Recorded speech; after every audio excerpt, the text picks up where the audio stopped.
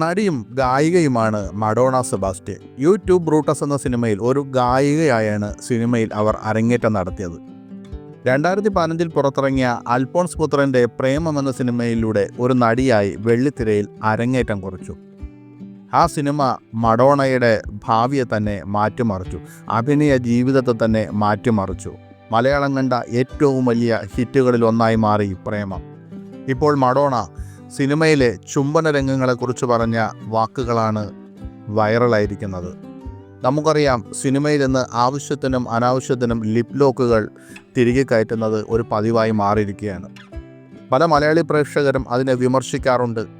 ചിലപ്പോൾ സിനിമയിലത് ആവശ്യമായിരിക്കാം, എങ്കിലും പലപ്പോഴും അത് ഒരു അനാവശ്യമായി ഒരു ഏച്ചുകെട്ടോടെ സിനിമയിൽ ചേർക്കുകയാണ് പതിവ്. താൻ ഒരിക്കലും ചുംബന രംഗങ്ങളിൽ അഭിനയിക്കില്ല എന്ന മഡോണയുടെ വാക്കുകളാണ് ഇപ്പോൾ ശ്രദ്ധ നേടുന്നത്.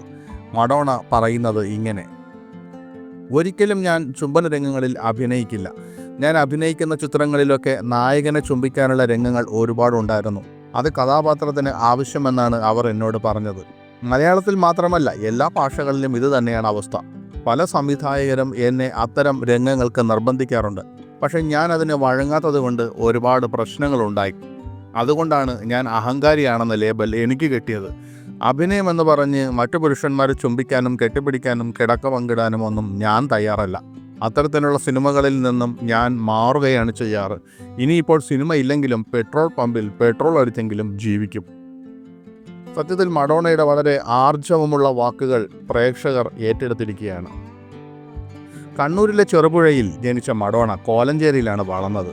Kadayiruppu Saint Peter's senior secondary സ്കൂളിൽ നിന്ന് ഹൈസ്കൂൾ വിദ്യാഭ്യാസം പൂർത്തിയാക്കി ബാംഗ്ലൂർ ക്രൈസ്റ്റ് യൂണിവേഴ്സിറ്റിയിലായിരുന്നു ബിരുദ പഠനം. കർണാട്ടിക്, പാശ്ചാത്യ സംഗീത ശാഖകളിൽ അവർ പരിശീലനം നേടിയിട്ടുണ്ട്.